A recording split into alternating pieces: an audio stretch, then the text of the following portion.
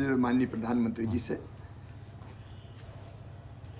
भेंट करने का सौभाग्य मिला। बहुत सार्थक चर्चाएं हुई और अनेकों विषयों पर उनका मार्गदर्शन मिला।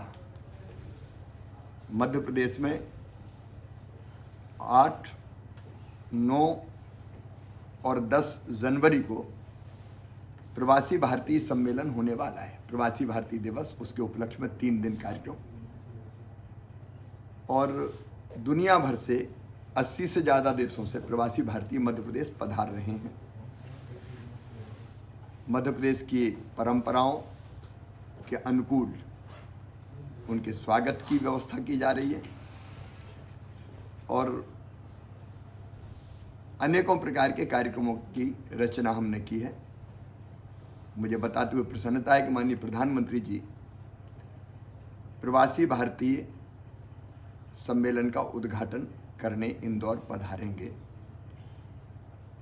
इसके अतिरिक्त मध्य प्रदेश में 11 और 12 जनवरी को ग्लोबल इन्वेस्टर समिट होने जा रहा है। प्रवासी भारतीय सम्मेलन में भी और ग्लोबल इन्वेस्टर समिट में भी गुयाना के और सूरीनाम के राष्ट्रपति जी भी पधार रहे हैं। अनेकों देशों के मंत्री आ रहे हैं, अलग अलग अपने अपने डेलीगेशंस लेके,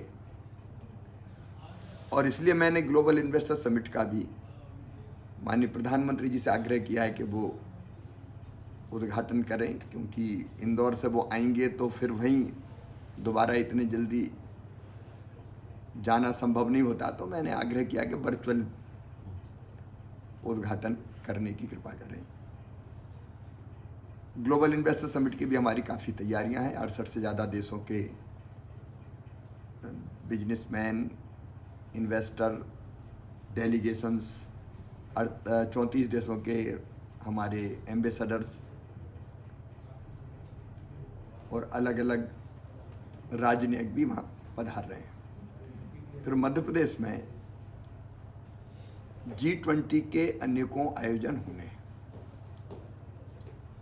8 बैठकें मध्य प्रदेश में होनी है, तो उसके बारे में भी माननीय प्रधानमंत्री जी से मार्गदर्शन मिला। हम मध्य प्रदेश के खेलो इंडिया यूथ गेम्स भी मध्य प्रदेश पर संपन्न होना है। आज उसका लोगो भी लॉन्च होगा भोपाल में। तो इन सारे प्रमुख कार्यक्रमों के बारे में माननीय प्रधानमंत्री जी से मैंने मार्गदर्शन लिया है और उन्होंने अनेकों महत्वपूर्ण सलाह सुझाव दिए हैं। इसके अतिरिक्त मध्य प्रदेश में हमने पेसा एक्ट लागू किया है। धरती पर हम हमारे आदिवासी भाई बहनों को जंगल, जमीन और जल और उनकी संस्कृति और परंपराओं को अक्षुण्ण बनाए रखने के जो अनेकों नियम बनाए हैं, उस पर भी विस्तार से माननीय प्रधानमंत्री जी से मेरी चर्चा हुई है। मध्य प्रदेश के विकास के कामों की मैंने जानकारी दी। फ्लोटिंग सोलर पावर प्लांट एक लगने वाला है मध्य प्रदेश में। एजेंसी वगैरह सब तय हो गई है। बांध के ऊपर सोलर पैनल बिछा के हम बिजली बनाएंगे तो हमारी ज़मीन भी बचेगी और पानी भी भाप बन के नहीं उड़ेगा। एक महत्वपूर्ण प्रोजेक्ट है। विशेषकर पर्यावरण को बचाने के लिए सौर एनर्जी बहुत महत्वपूर्ण है। तो मैंने उसका भी शिलान्यास करने का आग्रह प्रधानमंत्री जी से किया है।